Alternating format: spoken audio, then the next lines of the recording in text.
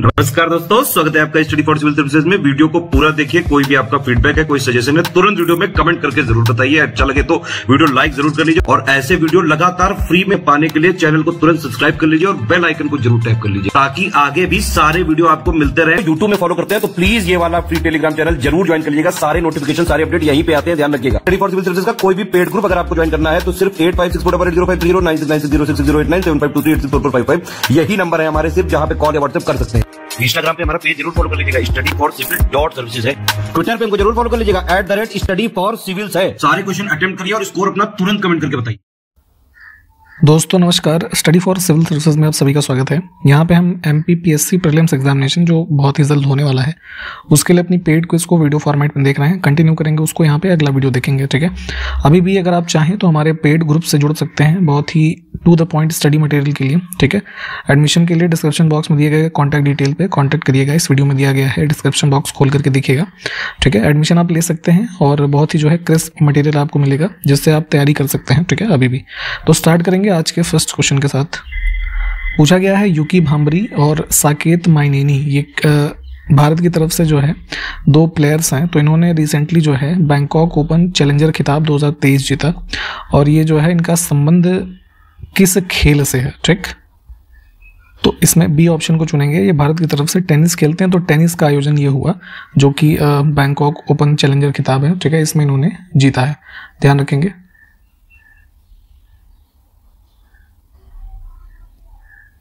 यहाँ पे आप इसको इंग्लिश में भी देख सकते हैं।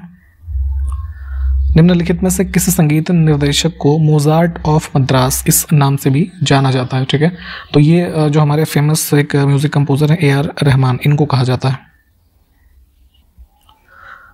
नेक्स्ट है, निम्नलिखित में से कौन सा पूर्वी घाट शिखर का उदाहरण है, ठीक है। तो माउंटेन पीक जो ईस्टर्न घाट्स में है, तो देखिए जैसे हम इंडिया का मैप कुछ थोड़ा सा देखते हैं तो वेस्टर्न रीजन में जो ये इस पैरेलल में हमारी माउंटेन रेंजेस हैं, ये वेस्टर्न घाट, ठीक है। और ईस्ट में हमारी जो रेंजेस हैं ईस्टर्न घाट हम देखते हैं। तो अब इसमें पूछा गया इन विकल्पों में से जो है कौन सा ईस्ट घाट से संबंधित है। तो इसमें महेंद्रगिरी, ठीक है, कहाँ पे स्थित है, ये उड़ीसा में, ठीक। भारत की जनगणना 2011 के अनुसार केरल राज्य में साक्षरता दर कितनी दर्ज की गई, ये बताना है। तो देखिए 2011 के ही सेंसस के डेटा भी पढ़ने हैं, नया चूंकि हुआ नहीं है। तो केरला में जो थी सबसे ज़्यादा पूरे भारत में 94% है ना साक्षरता दर। और अगर हम लगे हाथ मध्य प्रदेश की भी बात करें तो मध्य प्रदेश की जो कुल साक्षरता दर थी इसमें 69.32%, ठीक है। इसको ध्यान रखेंगे। नेक्स्ट है, भारत के उपराष्ट्रपति का कार्यकाल कितना होता है। तो अपॉइंटमेंट के बाद जैसे अभी 2022 में इलेक्शंस हुए थे, ठीक है, तो इलेक्शन के दिन से 5 सालों की अवधि के लिए, ठीक है, ऑप्शन बी को चुनेंगे। निम्नलिखित में से कौन सी भारत की धरती पर ईस्ट इंडिया कंपनी की पहली बड़ी और निर्णायक जीत थी। तो ईस्ट इंडिया कंपनी आई तो थी ट्रेड करने, लेकिन धीरे धीरे वो एक टेरिटोरियल पावर के रूप में एस्टेब्लिश हुए और धीरे धीरे भारत पे राज करने लगे। तो यहाँ पे फैक्ट्रियों को एस्टेब्लिश करने से के क्रम के बाद से जो है वो लड़ाइयों में शामिल होना स्टार्ट किया उन्होंने, ठीक है। और सबसे जो पहली डिसाइसिव विक्ट्री कह लीजिए जो उनकी एक पावर के रूप में जिसने उसको स्थापित किया वो प्लासी का युद्ध था, ठीक है, जो जून 1757 में हुआ, ठीक है। ईस्ट इंडिया कंपनी और जो इधर नवाब ऑफ बंगाल थे सिराजुद्दौला वगैरह, ठीक है, इनके ऊपर। तो ये सबसे पहली, उसके बाद जो सेकंड इसके बाद होती बैटल ऑफ बक्सर, ठीक है। ये प्रमुख जो है निर्णायक युद्ध रहे। देखिए बैंकिंग प्रणाली में कई सारे टर्म होते हैं, उसके अलग अलग मीनिंग होते हैं। तो ओवरड्राफ्ट का मतलब क्या है ये हमें बताना है। तो बेसिकली ओवरड्राफ्ट में क्या होता है कि जैसे किसी कंडीशन में मान लीजिए आपके खाते में उतना पैसा नहीं है जितना आप विड्रॉल करना चाहते हैं, लेकिन बैंक आपको है ना वो ट्रांजेक्शन अलाउ करता है, ठीक है, कि आप उतना जो है विड्रॉ कर लीजिए मनी अपने अकाउंट से। तो एक तरीके का अल्पकालीन जो है हम लोन कह सकते हैं, ठीक है, शॉर्ट टर्म फाइनेंसिंग फैसिलिटी। तो विकल्प हमारा फर्स्ट करेक्ट हो जाएगा। निम्नलिखित में से कौन सा शब्द क्रिकेट में प्रति 100 गेंदों पर एक बल्लेबाज के द्वारा बनाए गए रनों की औसत संख्या का सबसे अच्छा वर्णन करता है। तो बेसिकली बल्लेबाज का देखा जाता है स्ट्राइक रेट, है ना। तो स्ट्राइक रेट क्या होता है कि 100 गेंदों में उसने कितने रन बनाए हैं, ठीक है। तो उसी को हम जो है क्या बोलते हैं, जैसे मान लिया 100 गेंद में उसने 80 रन बनाए, ठीक है, तो वो उसका 80% का स्ट्राइक रेट है, ठीक है।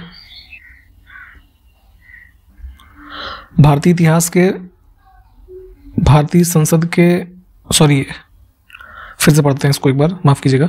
भारतीय इतिहास में भारतीय संसद के उच्च सदन यानी कि जो हमारा राज्यसभा है, संसद के 2 हाउसेस है ना, तो राज्यसभा उच्च सदन कहा जाता है और निम्न सदन लोकसभा को कहा जाता है। ठीक है, तो राज्यसभा के सदस्य के रूप में मनोनीत होने वाली, आपको पता है कि प्रेसिडेंट ऑफ इंडिया जो है 12 लोगों को नॉमिनेट करते हैं, मनोनीत करते हैं राज्यसभा में, तो उसी में से एक राज्यसभा में मनोनीत होने वाली पहली महिला शास्त्रीय नर्तकी है ना, फीमेल डांसर, तो रुक्मिणी देवी अरुंडेल, ऑप्शन डी जो है, ये भरतनाट्यम की एक बहुत ही फेमस आर्टिस्ट थी। तो ये पहली ऐसी डांसर हुई जिनको कि प्रेसिडेंट ने मतलब नॉमिनेट किया था राज्यसभा के सांसद के रूप में।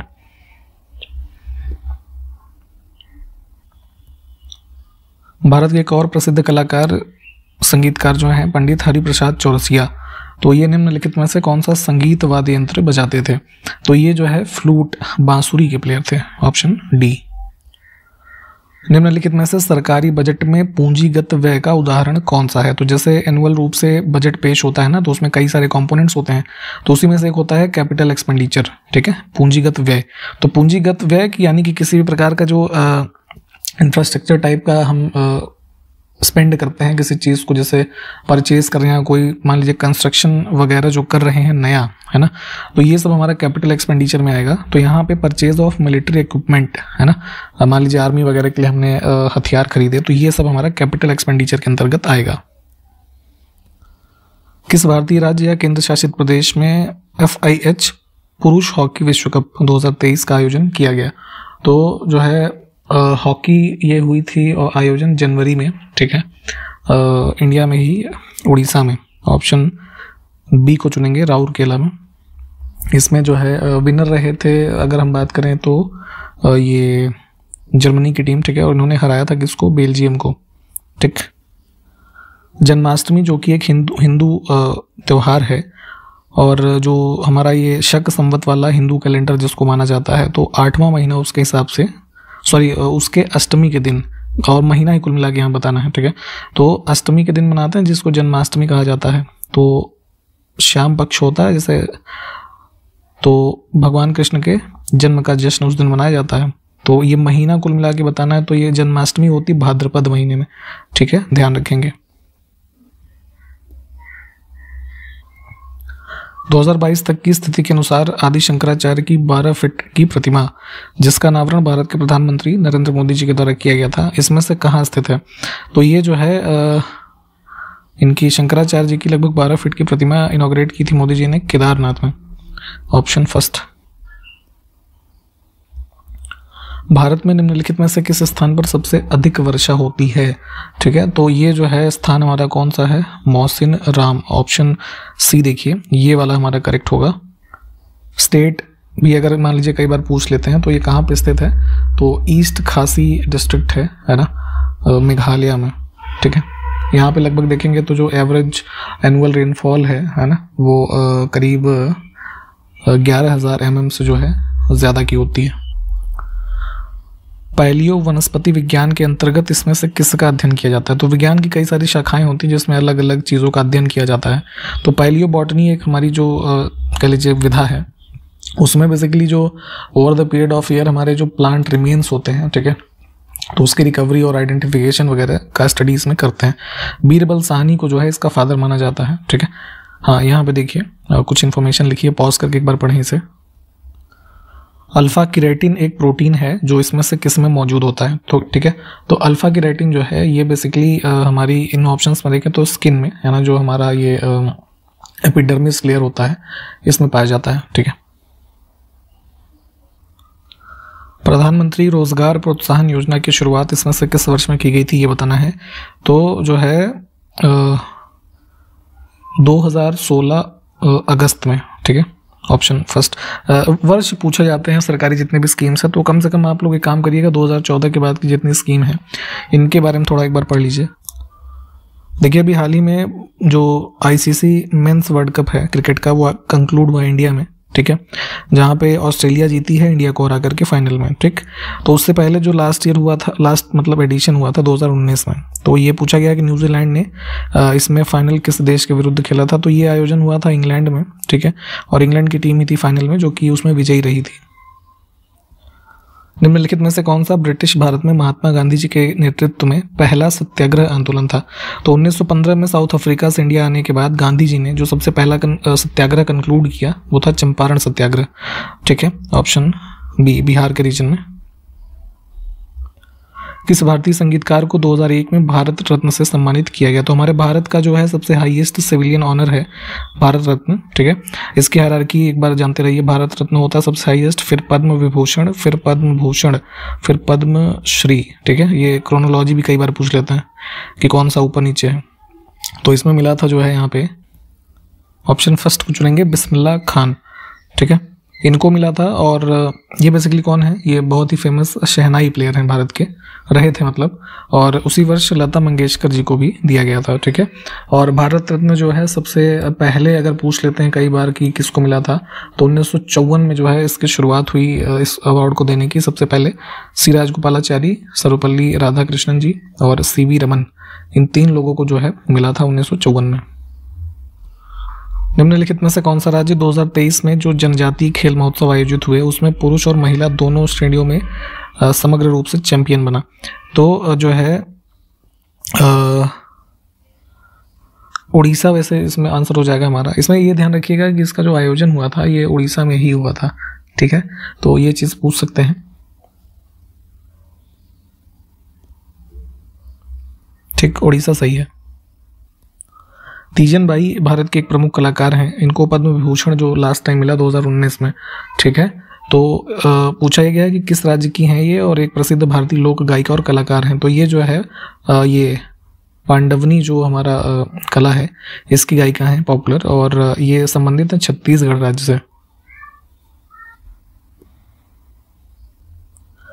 गोवा की राज्य सरकार ने नवंबर 2022 में निम्नलिखित में से किसके लिए एक नई योजना शुरुआत की है? ठीक है, तो देवदर्शन बेसिकली जो है मुख्यमंत्री देवदर्शन यात्रा योजना लॉन्च की गई थी, जिसमें पिलग्रिमेज जितने भी साइट्स हैं तो स्टेट स्पॉन्सर जो है उसको किया गया है कि उसका जो लोगों की यात्रा का खर्चा होगा वो राज्य सरकार वहन करेगी। तो इसको लॉन्च किया गया था गोवा की सरकार के द्वारा।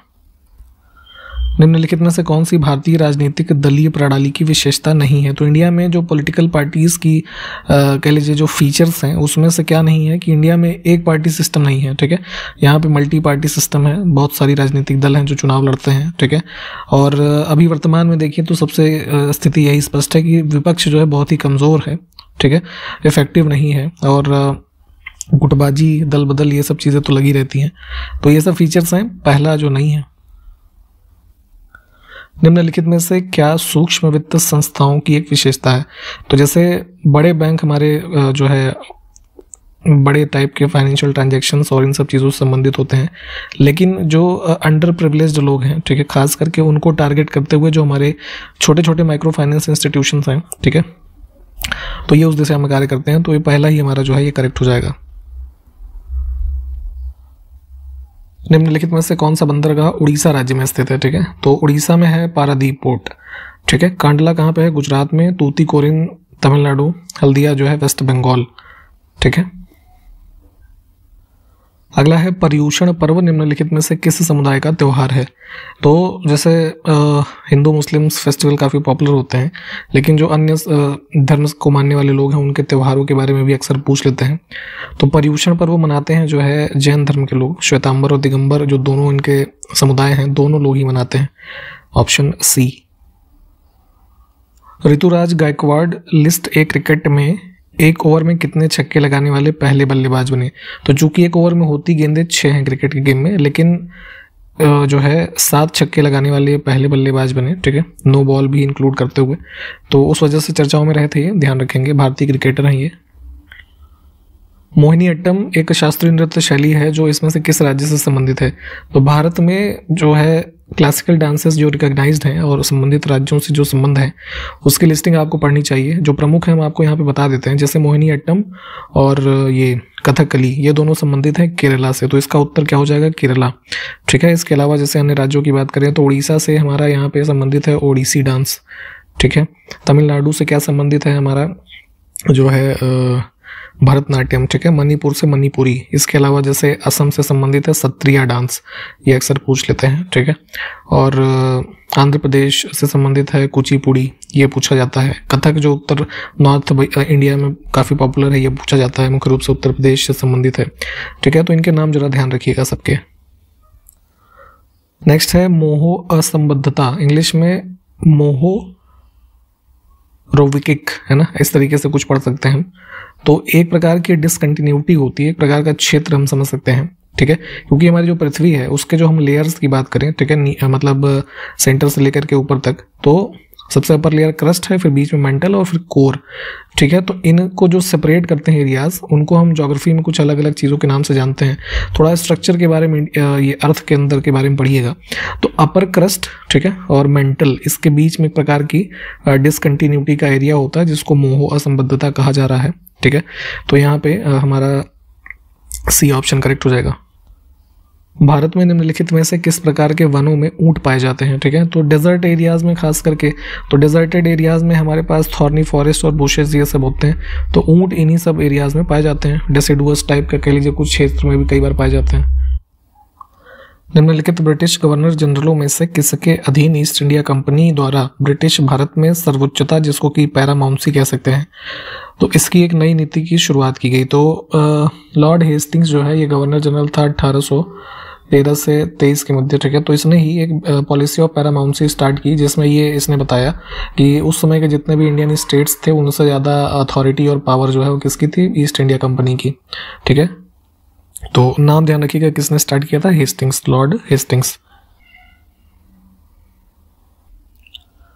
नेक्स्ट है एक छोटी अवधि, यानी एक बहुत ही शॉर्ट पीरियड ऑफ टाइम के लिए किसी पिंड पर लगने वाले बल को हम किस रूप में जानते हैं। तो जो है बहुत ही कम टाइम के लिए जो एक्ट होता है फोर्स, उसको इम्पल्सिव फोर्स बोलते हैं, ठीक है। तो यहाँ पे इम्पल्स ऑप्शन हम चुनेंगे, ऑप्शन फर्स्ट आवेग। इसमें से किसने कहा था कि मुद्रा वही है जो मुद्रा का काम करे, money is what money does. तो कई सारे इकोनॉमिस्ट जो हैं उनकी मनी के बारे में अलग अलग डेफिनेशन है। तो मनी यानी पैसा क्या होता है, एक प्रकार का हम कह सकते हैं कि एक मीन्स है किसका, इकोनॉमिक एक्सचेंज, है ना, किसी कमोडिटी के बदले जिसको हम यूज़ कर सकते हैं। तो इसके बारे में ये कथन जो है दिया गया है, एक थे professor F.A. Walker, option B. तो ये स्टेटमेंट इंग्लिश वाला ध्यान रखेंगे, money is what money does, ऐसे दे करके पूछा जा सकता है आपसे। निम्नलिखित में से किसने सबसे पहले यह तर्क दिया कि उच्च घाटे की स्थिति में लोग अधिक बचत करते हैं, जब घाटा अधिक होने लगे तो ऐसी स्थिति में लोग जो है पैसा सेव करने लगते हैं। किसी बिजनेस के सेंस में भी अगर हम इसको समझ सकते हैं, ठीक है। तो इकोनॉमिक्स के थियरी के रूप में जो है ये कॉन्सेप्ट बताया गया था। एक पुस्तक लिखी गई थी on the principles of political economy and taxation, ऐसे बड़ी सी, हालांकि बुक का नाम इतना इंपॉर्टेंट नहीं है। ये 1817 के अराउंड जो है एक इकोनॉमिस्ट थे डेविड रिकार्डो, इन्होंने लिखी थी। तो उसमें इन्होंने ये जो है परिभाषा बताई थी, ठीक है। तो यहाँ पे आप लोग जैसे अभी हमने इकोनॉमी के जो भी क्वेश्चंस देखे हैं उसमें क्या कहा जा रहा है और किसके द्वारा, ये जानना जरूरी है। निम्नलिखित में से किस राजवंश के शासनकाल में तैमूर, जिसको तैमूर लेन भी कहा जाता है, इसने लगभग 1398 AD में भारत पर आक्रमण किया। तो दिल्ली सल्तनत में उस समय तुगलक डायनेस्टी रूल कर रही थी जब तैमूर का आक्रमण हुआ। और आप जरा हमको ये बताइए कि तुगलक डायनेस्टी में शासक कौन था, इसका नाम जरा कमेंट करके बताएं हमें आप। पृथ्वी की सतह पर कुल पानी का लगभग कितना प्रतिशत, जो कि निकटतम पूर्णांक में बताना है, महासागरों में संचित है। तो जैसे मान लीजिए 100 यूनिट पानी पृथ्वी पर मौजूद है, तो उसमें से लगभग 97 हमारा किस में है, ओशंस में, और लगभग जो 3% है वो कहाँ पे है, ग्लेशियर्स में, आइस के रूप में, या फिर जो हमारा ग्राउंड वाटर है या रिवर लेक, ये सब जो है वो सन 3 में आता है। एब्सोल्यूट नंबर ये है लगभग 97.3%। तो यहाँ पे फिलहाल डी ऑप्शन को चुनेंगे हम। निम्नलिखित में से कौन सा नृत्य रूप यूनेस्को के द्वारा मान्यता प्राप्त है। तो अंतर्राष्ट्रीय एक समूह जो यूनेस्को है, तो जैसे ये वर्ल्ड हेरिटेज साइट्स को रिकॉग्नाइज करता है, तो उसी क्रम में कुछ डांसेस को भी रिकॉग्नाइज करते हैं ये, ठीक है। तो राजस्थान में किया जाता है ट्राइब्स के द्वारा कालबेलिया डांस, ठीक है। तो इसको यूनेस्को से मान्यता प्राप्त है। निम्नलिखित में से किस बीमारी को टीकाकरण से नहीं रोका जा सकता। तो कुछ बीमारियों के लिए वैक्सीनेट कर देते हैं लोगों को, तो उससे उनको सुरक्षा मिल जाती है, लेकिन बेरी रोग जो है कैसे होता है, आपको विटामिन किसकी कमी हो जाती है, B1, ठीक है। इसको हम किस रूप में जानते हैं, थायमीन के रूप में, ठीक है। तो थायमीन की कमी से बेरी होता है, तो इसको थायमीन की ही पूर्ति करके ठीक किया जा सकता है। इसके लिए वैक्सीनेशन जो है यहाँ पे ठीक नहीं होता, ठीक है। तो इस चीज़ को ध्यान रखेंगे। इसको बाकी अन्य बीमारियाँ जो है ये सब वैक्सीनेट करके लोगों को ठीक की जा सकती हैं। इसमें देखिए जो इतने भी डांस यहाँ पे लिखे हैं, तो अभी जैसे हमने ऊपर भी बात की थी इन सब डांसेस के बारे में, किस राज्यों से संबंधित हैं, तो उसी में से किसी एक की विशेषता है कि यह नृत्य की मूल शब्दावली में युद्ध तकनीकों का नाट्य स्वरूप है, जो कि पक्षियों और जानवरों की शैलीगत चाल, गांव की गृहणियों के कामकाज पर आधारित गतिविधियां शामिल करता है और ज़्यादातर पूर्वी भारत में पुरुष नर्तकों के द्वारा किया जाता है। तो ये डांस कौन सा है हमारा? छऊ, ऑप्शन बी इसकी विशेषता है, इसको ध्यान रखेंगे। जब भारत के संविधान में मौलिक कर्तव्यों को शामिल किया गया तब भारत के प्रधानमंत्री का नाम बताना है। तो बेसिकली फंडामेंटल ड्यूटीज़ भाग 4A एक नया भाग कॉन्स्टिट्यूशन में ऐड किया गया, जिसमें आर्टिकल 51A डाला गया, ठीक है। तो इसमें फंडामेंटल ड्यूटीज़ को ऐड किया गया, ठीक है। और अमेंडमेंट कौन सा था? 42nd amendment 1976। तो इस दौरान जो है कौन प्रधानमंत्री था भारत का? इंदिरा गांधी, ठीक है। इमरजेंसी के दौरान बेसिकली फंडामेंटल ड्यूटीज़ को इंक्लूड किया गया था, ठीक है। और कौन सी कमेटी थी जिसने रिकमेंडेशन दिया था फंडामेंटल ड्यूटीज़ को इंक्लूड करने का? तो सरदार स्वर्ण सिंह कमेटी, ठीक है। इसको भी ध्यान रखेंगे। देखिए वर्ष 1600 के दौरान लैटिन शब्द जो है सेलुला, इससे बना सेल, जिसको हम हिंदी में कोशिका कहते हैं। तो बेसिकली सेलुला का अर्थ होता है एक स्मॉल रूम, ठीक है। तो ये बेसिकली जो सेल शब्द है इसको किसने बनाया, जिसको किससे लिया गया? लैटिन शब्द सेलुला से, यही नाम बताना है हमें। तो सेल जो है टर्म कॉइन किया रॉबर्ट हुक ने, ऑप्शन बी को चुनेंगे। सेल हमारे जो बॉडी की एक बेसिक कह लीजिए फंडामेंटल यूनिट है, उसके बारे में सबसे पहले डिस्कवरी करने वाले रॉबर्ट हुक ही हुए, तो इनका नाम भी इसमें ध्यान रखेंगे। प्रधानमंत्री गरीब कल्याण रोजगार अभियान वर्ष 2020 में भारत सरकार के किस मंत्रालय के द्वारा शुरू किया गया था? तो कोविड पैंडेमिक के दौरान जो है हमारा ऑप्शंस को देखिए, ग्रामीण विकास मंत्रालय जो है इन्होंने इस कार्यक्रम को स्टार्ट किया था। इसमें थोड़ा सा करेक्शन करेंगे, यहाँ पे AL लिखा हुआ था, ठीक है। AI है बेसिकली वो, ठीक है, आर्टिफिशियल इंटेलिजेंस का शॉर्ट फॉर्म। तो आर्टिफिशियल इंटेलिजेंस और ब्लॉकचेन पर या उस पर आधारित या उससे संचालित एक डिजिटल लोक अदालत जुलाई 2022 के जयपुर में है ना आयोजित की गई, और इसमें 18वीं अखिल भारतीय कानूनी सेवा की प्राधिकरण की जो बैठक थी, तो उसके तत्कालीन अध्यक्ष थे, है ना, तो उनके द्वारा इसको शुरू किया गया था। तो ये कौन थे कुल मिला के ये बताना है। तो ये यू ललित है ना, उदय उमेश ललित जी उस समय नालसा के अध्यक्ष थे, और इन्होंने ही जो आर्टिफिशियल और ब्लॉकचेन आधारित डिजिटल लोक अदालत पहली बार स्टार्ट हुई उसको जयपुर में किया था जुलाई 2022 में।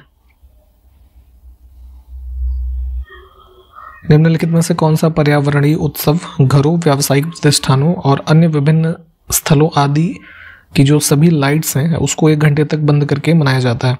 तो जो है मार्च के लास्ट जो ये होता है आपका संडे, उसमें मनाते हैं अर्थ आवर, है ना, हर साल। तो उसमें क्या होता है कि 1 घंटे के लिए सभी लाइट्स को बंद करके ऑब्जर्व किया जाता है, ठीक है। तो ये event basically world wide fund for जो नेचर है उनके द्वारा आयोजित होता है, इसको भी ध्यान रखेंगे। ऑप्शन सी को चुनेंगे यहाँ पे, ठीक। तो यहाँ पे हमने इस वीडियो को कंप्लीट किया है। इसके आगे के क्वेश्चंस को हम अगले वीडियो से देखेंगे, ठीक है। और प्लीज़ इन सारे क्वेश्चंस को फॉलो करें, अपना रिवीजन करते रहें, एग्जाम में समय बहुत कम बचा है, ठीक है। तो इन्हीं सब बातों के साथ मिलेंगे अगले वीडियो में, तब तक के लिए नमस्कार, जय हिंद।